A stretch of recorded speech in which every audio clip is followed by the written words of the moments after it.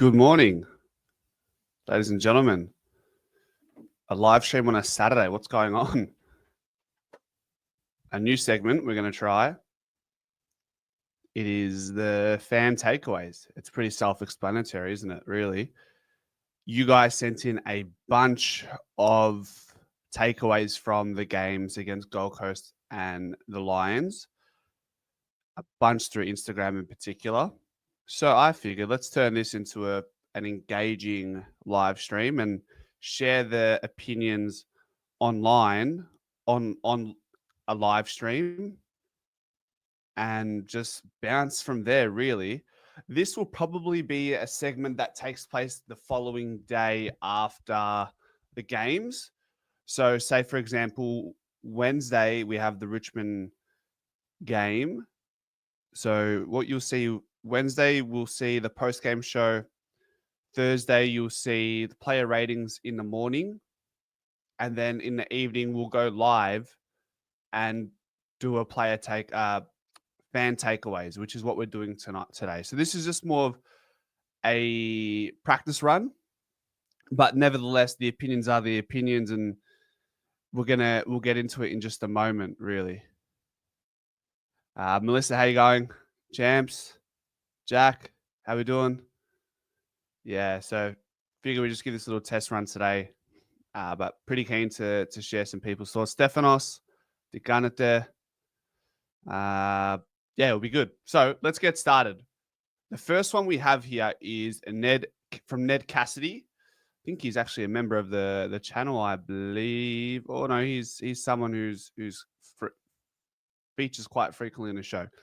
Defenders still need a lot of work. Now, this is quite a broad statement, I suppose, but it gives us room to unpack it and go in one direction or the other. So the obvious ones we're looking at are Charlie Dean and Billy Frampton. Look, are they on fraud watch? Probably. We spoke about Reef McInnes being the guy we need to come through, but I don't know, guys. You need to let me know in the comment section. I just do not see Reef being that second tall key defender. He's not that guy. Nor is Jeremy Howe. Billy Frampton was never recruited to be the guy. He was there to be depth. And Charlie Dean is not a second key tall defender. And when they both had opportunities on the weekend, a few people have been saying, Anthony, just relax. It's preseason. It was an unofficial practice match. I understand that, but we're looking at a sample size of nearly 2 years from these players now, where we've got a pretty fair understanding of where they're at defensively more than anything. Like just watching back the game, Dean and Frampton struggled on David Swallow, who's predominantly a midfielder. And then they had matchups on the likes of King, Reed, Walter. So they got a mixed bag of forwards that they would play against in these games. So I see that issue. And I made a post on Instagram. I still think we should consider Myercheck in the back line. Now, has he trained in the back line at all this preseason? Absolutely not. He's done 0 time in the back line. But if you look at our forward line historically in the last 10, 15 years, we never really had 3 genuine key tall forwards, right? So why is there a need now to have Myercheck, Membry, and McStay in the same forward line when you can have Membry and McStay and then Mason Cox or Darcy Cameron resting in the forward line when they're not in a ruck? Do you not think that, I feel like that suits the profile of our team better? That way we can have Bo McCurry, Bobby Hill, Lockie Schultz, Jamie Elliott all on the field at the same time with Membry and McStay, right? And then you have someone like Will Hayes who's knocking at the doors of AFL footy. Yeah, that's where I have my differences with where we're at as a club right now. I just think the other thing is Checkers is older than most of the defenders we have. So I understand that it would be a short-term plug it'd be a little stopgap. But while we're in the premiership window, why aren't we going for it now? Whatever it takes. If it means we're going to play Myercheck in the backline for a year, then so be it. Myercheck was a VFL All-Australian. We brought him to Collingwood as a defender. And like, can you hand on heart tell me that you think Myercheck would lose one-on-one contests in the backline? The man hardly loses against two people on him in the forward line. He just doesn't lose contests. At the very least, he will bring the ball to ground, right? He's a battering ram. He's the closest thing to Nathan Murphy that we have, and he's playing in the forward line. Brody Myercheck is playing in the forward line. Quote me. He is the closest thing we have to Nathan Murphy in this team right now. So, Ned, thank you for that broad takeaway that gave us something to work with. Let's get to the comments. Let's see. You see Reef as a forward? Reef was a good forward. Just didn't have much opportunity. But I would say, like, he doesn't necessarily peak in one domain. He sort of doesn't have any, like, pointed differences just yet. So I would like to see Reef as a defender, but just not as the second key tall defender that people are making him out to be. He's a third key tall, right? Just like when he was in the forward line, last year it was meant to be Myercheck, McStay, and then who was our third key tall forward? Was it Kruger? Was it going to be Ash Johnson or Reef McInnes? So this year, fast forward 12 months, it's the same conversation, except it's Reef McInnes. Can he be a third key tall defender, in my opinion? Yep. Agreed, Stephanos. Agreed, mate. You think Reef did all right? Yeah, Reef did better than Dean and Frampton. I think Reef's got some potential. Our backline terrifies me. I still wonder if McStay could be tried down there.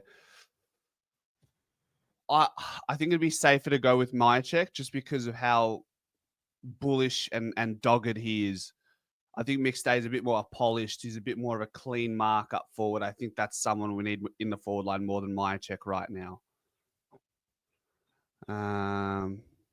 Yeah, Myercheck did come into the league as a defender, but that was like 7 years ago. At least he has backline experience. Reef doesn't.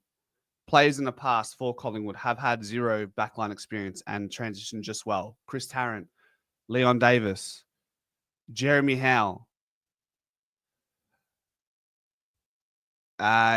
Is it too late to put Brody in the backline?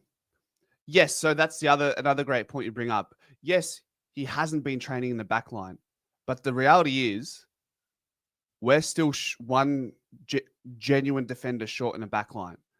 So would it look like panic stations for Collingwood if we break the glass and press the Brody Myercheck to the backline button? Yes. But that's the reality. We don't have time to see if project A, B, or C is going to work. We have to go with what we think is the closest thing to working, and that's Myercheck in the backline right now. It would be considered a panic station, but it is what it is.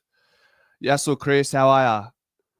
If it keeps Frampton out, I'd try any of them down there, to be honest.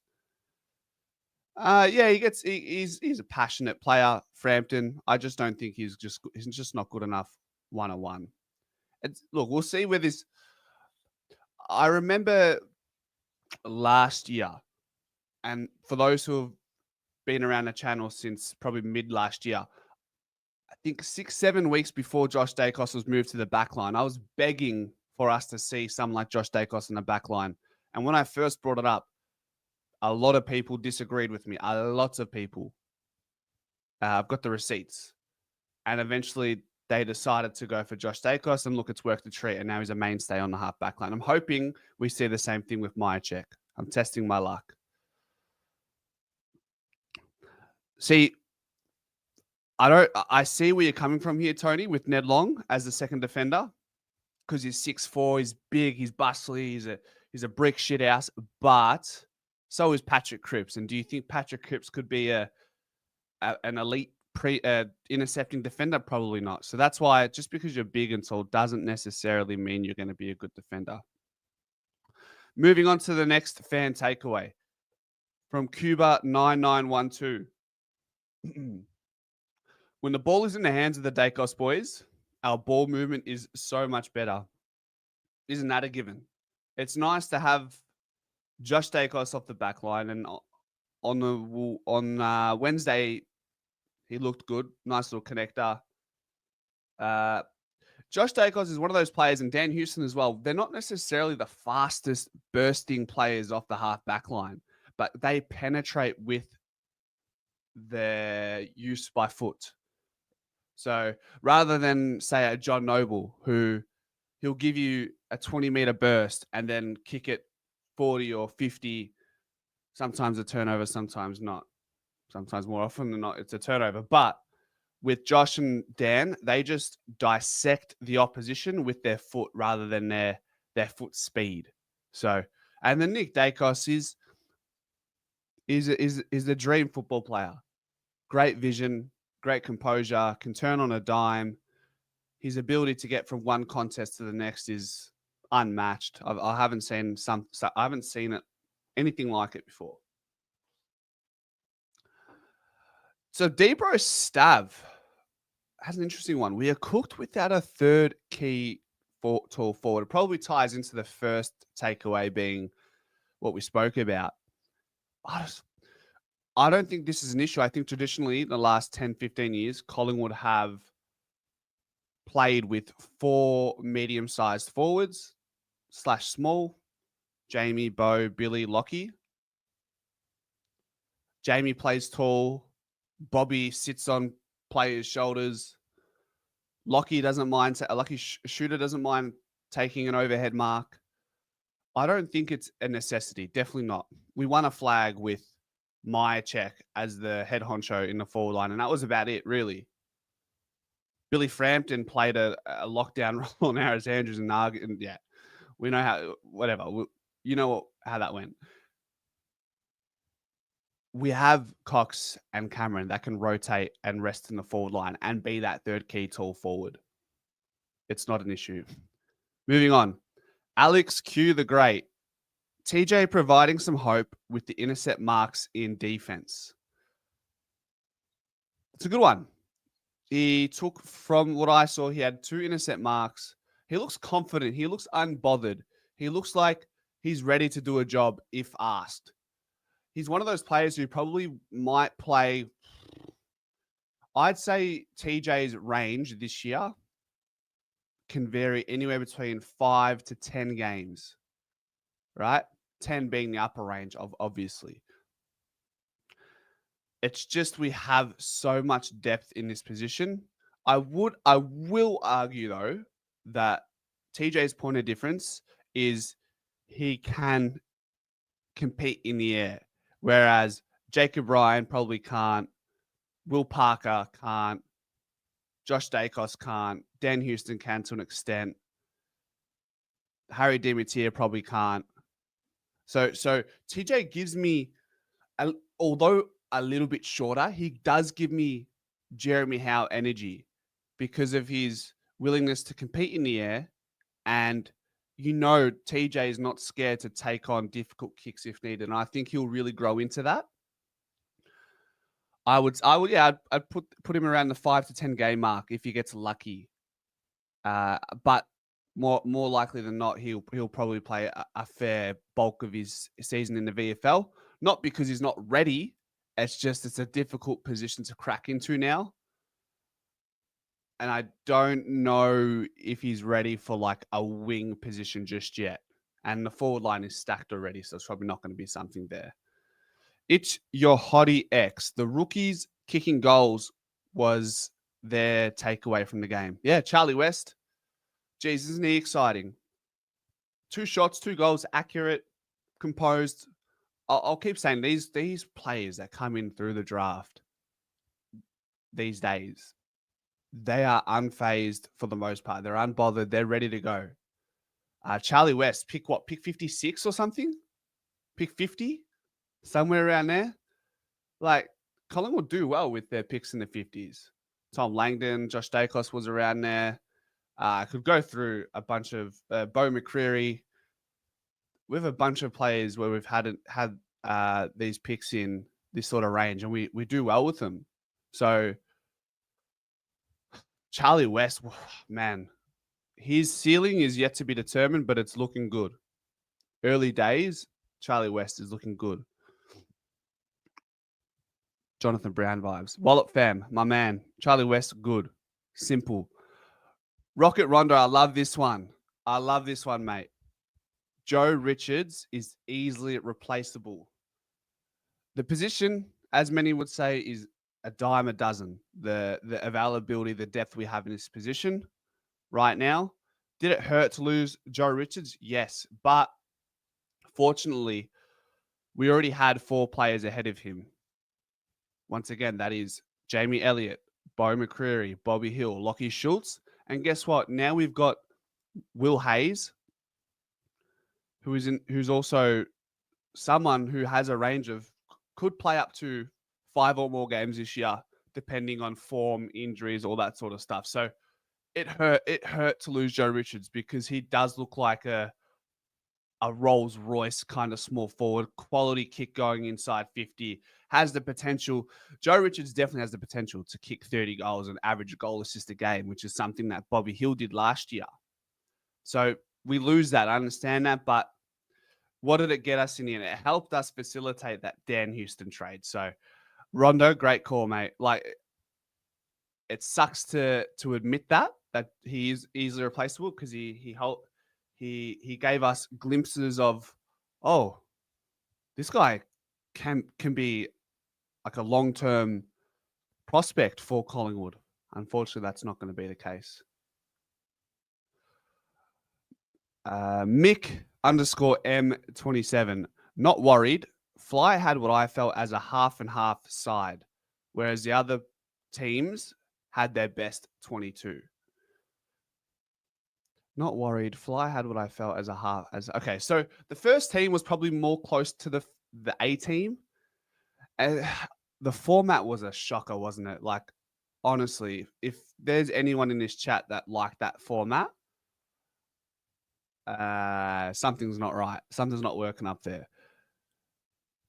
And Collingwood got the short end of the stick. We played 2 quarters, and then we had 2 quarters off. So then we had to play a completely different team because you're not going to have a team play 2 quarters, cool down. So you warm up, play, subsequently cool down, and then have to warm up and play another 2 quarters an hour later. So naturally, what do we have to do? We have to split our teams into 2.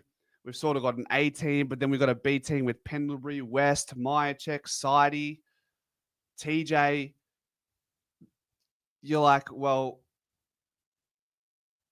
how do you take rhythm from 2 quarters into the next 2 quarters that are separated by an hour and a half time window? It was a bit of a tease, this preseason game. It really felt like a tease. You got excited. It felt like the anticipation for this triple threat was like, oh, finally we get some Pies footy. Like, we get to watch Collingwood play. And then, yeah, you sort of like dangled the donut on a string and you're on a treadmill and you can't get to the donut. That's what it really felt like in the end. So look, what it did tell us, it told us some things. It told us Josh Brown in the VFL, who came from Williamstown by way of the Waffle Colts. He's going to be someone who's going to be exciting to watch in the VFL.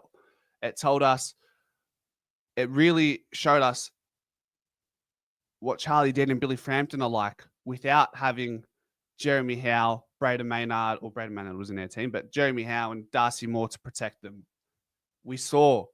I'm sure that was intentional, 100% intentional by Fly. He wanted to see, All right, let's put Charlie Dean and Billy Frampton in the same back line. Let's take out our all Australian defenders and let's see how they do they swim or do they sink? Do they sink or swim? So that was definitely methodical by Fly. Yeah, fair point. Fair point. L Mag, poor footage and commentary made it virtually unwatchable. So not only was it a tease, the vision of the game and tied in with Tom Rockcliffe, expert commentary, talking like he's had a couple beers and a chicken parma at the local pub with his lads. It just it was a bit cringe. I almost felt like muting the commentary. I need to know how we couldn't have done it for this one, but what's the best way to go about listening to, say, SEN or Triple M and syncing that with like KO? How do you do that? Because I don't know if I can do another year of Brian Taylor. I don't know if I can do another year of Kelly Underwood. Like, it's so bad. Why is AFL commentary so bad? Who do I like? I suppose Dwayne Russell's okay. I actually like listening to Jonathan Brown. Lee Montagna's good. Howie's okay. Brayshaw, I don't know. It's just for a professional environment, we just have a lot of unprofessional commentators. Like BT, what did you say last year? You called Jason Horne-Francis the horny one. What are we saying? Like that's Kelly Underwood grounds. You know? Shocking. Unbelievable. William Footy says Josh Brown is a dog. Reef is so raw, but room to grow. Ed Allen, get into a CBA. Great call. So, Josh Brown, unbelievable. Really took me by surprise. One game though, so let's see him do that for Collingwood in the VFL. I'll be there to watch a bunch of the games. I can't wait for the VFL. I'm gonna squeeze the lemon as much as I can when it comes to Collingwood in the VFL and the AFL this year. Reef is so raw, but room to grow. Exactly, I'd agree. I still think Reef needs to play VFL footy as this defender to build the confidence before tarnishing his confidence at AFL level in a position he's foreign to. Reef is raw, but there's room to grow. To me, when you hear that sentence from a fan who knows what they're talking about, Reef is so raw, but room to grow.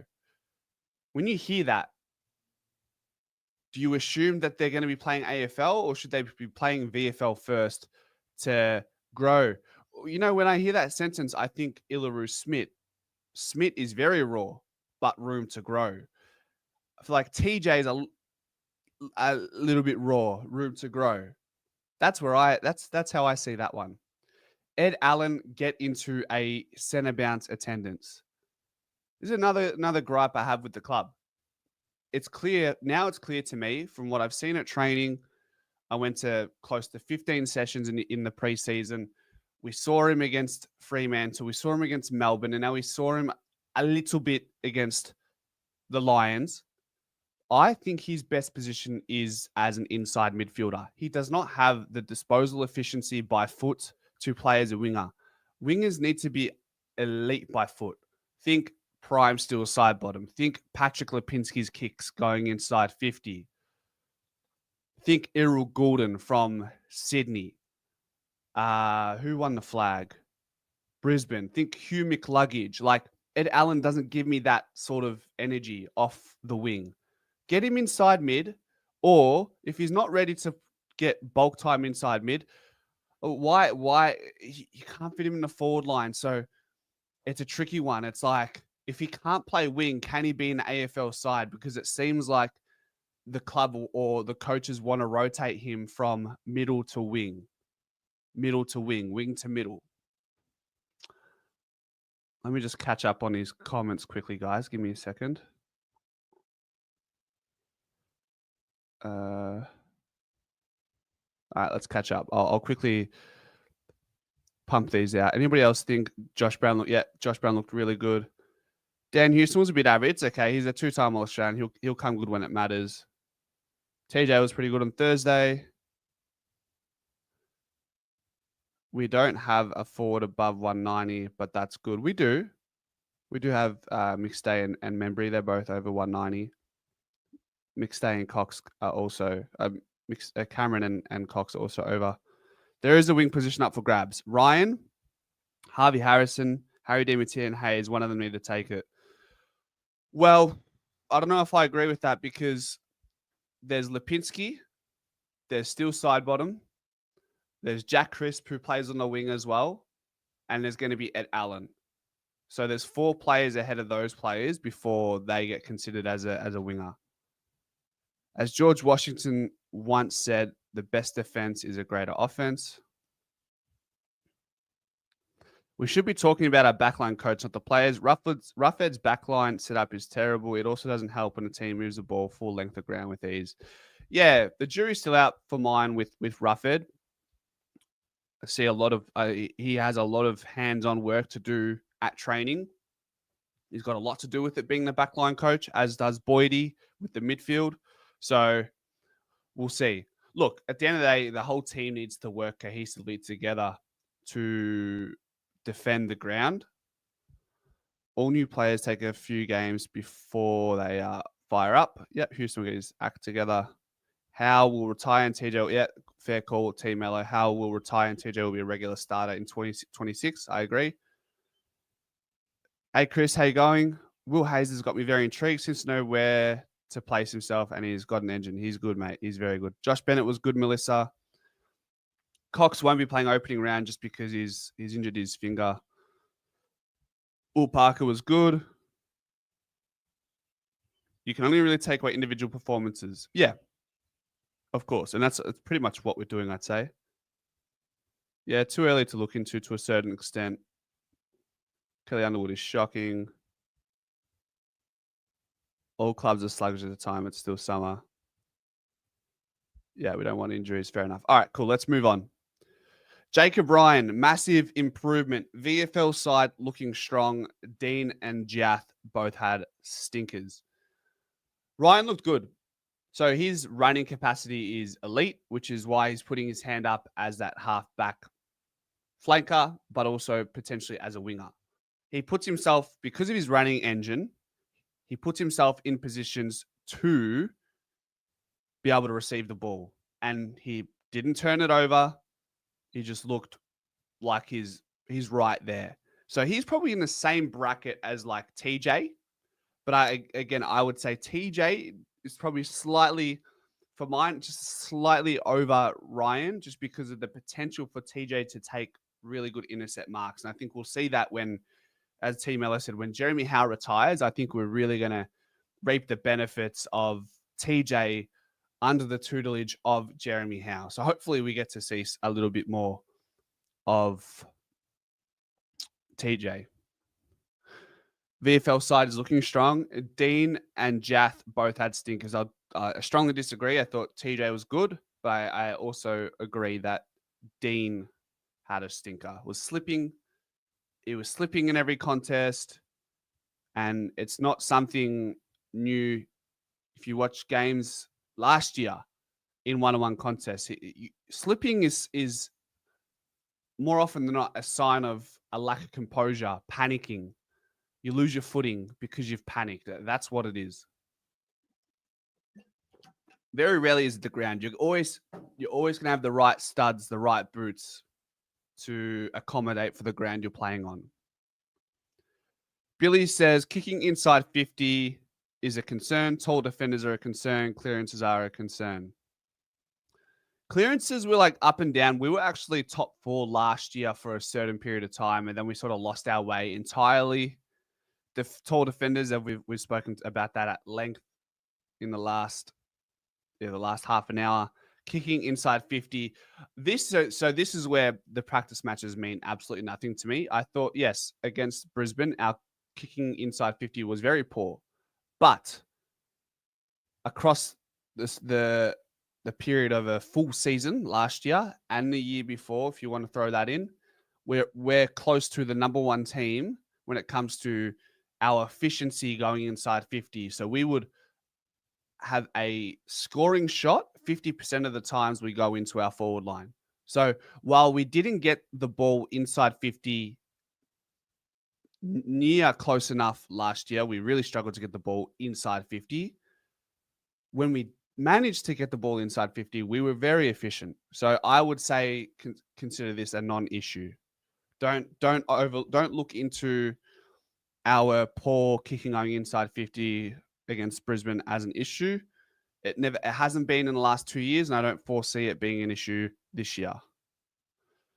Didn't like seeing basic mistakes, to be honest, even in a practice game. If you're referring to the boys down back, I understand Rangatank. Reef to the backline will be a success, says ZMCG032. Reef to the backline will be a success. It will be. It should be. I just don't know if it's going to happen in the space of 12 months. Cruz McLevy says, lock Nick Dacos in for a Brownlow. Man, I'm so over the Brownlow. It's such a midfielder's medal.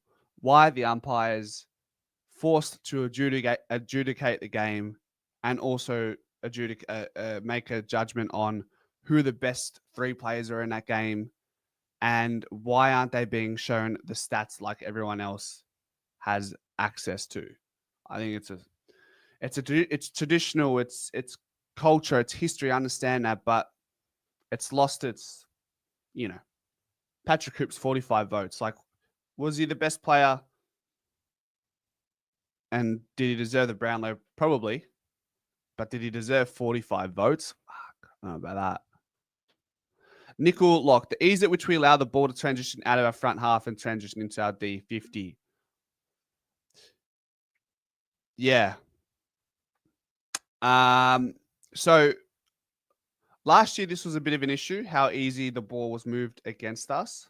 Let me see if I have I'm pretty sure I have some data on that. Give me one moment. Let me cook this up. Go team stats. Yep. 2024. Opposition averages. So, I mean, like, if we look at how many inside 50s did we concede a game last year? We conceded 52 inside 50s a game, which is about middle of the pack. And then what was their conversion like? Scoring shots against us per inside 50, middle of the pack. So while middle of the pack doesn't sound bad, it's definitely a downfall from 2023. Let's have a look at that, because middle of the pack does not win you premierships, and that's where we've set our mind to. We were opposition averages 2023. Teams would have a scoring shot 40% of the time. In 2024, they'd have a scoring shot close to 50% of the time. Inside 50s, we conceded in 2023 on average was 49. So 3 less than 2024. So from being like a top 4 side defending ball movement to middle of the pack is not going to win you flags. Matthew Rostovsky, Jacob Ryan, massive sleeper for opening round. I wouldn't go that far, but I'd say he also has potential to play anywhere between 5 to 8 games this year, I would say. I agree with this one, Nick Caravangelis. Jacob Ryan may find himself playing some senior games this season. Jim of the Jimbos, my man. Sidey looked as smooth as ever, primed for a big year. So a bit of midfield, a bit of wing. We'll go through that rotation. Has had a really good preseason at training. Had a really nice it was a part of a nice transition for the Pies when Charlie West kicked that first goal to get the ball rolling, I think it was. Yeah, more Sidey at the top level. If he can uphold it, I'd love to see it. I really would. I can't wait. Comments, thoughts, feelings, guys. I like McStay and Araki, played good on Thursday. Yeah, DC needs to probably average close to 85% ruck time if McStay is going to play in a ruck. Cameron usually plays 75% ruck time. We can't have a pinch hitting forward in a ruck for 25% of the time. That's too much. It's too much of an advantage for the opposition. And do you think we can play Sidey, Pendles, Howe, and Mitchell all on the same side? Feel we will be too slow. Teams might kill us in a transition. I don't think having Howie in the side is a problem. He's not, whether he's slow or not doesn't really matter in his position, especially if we have a really good forward half defensive game. So if we can lock it in our forward half, which will make us a very good side, defensively sound side, it's a non-issue. Pendles looks slow on the outside. That's a reality. So does Mitchell. I don't think Sidey's super slow. I think he's fine. But when you have Pendles and Mitchell in the coal face, it can look slow at times, but it just means you've got to win the contest. Exactly, Ben. Nick has a premiership medal, and that's what matters the most. Houston should help with scoring from the back half, surely. Yep. So if we look at the player stats in 2024, what are his score involvements are ridiculously high for a defender. Let's have a look. Positions. Let's go key defender, and we'll put in a general defender as well. Nah, we'll go general defender because that's what Houston was. So if we go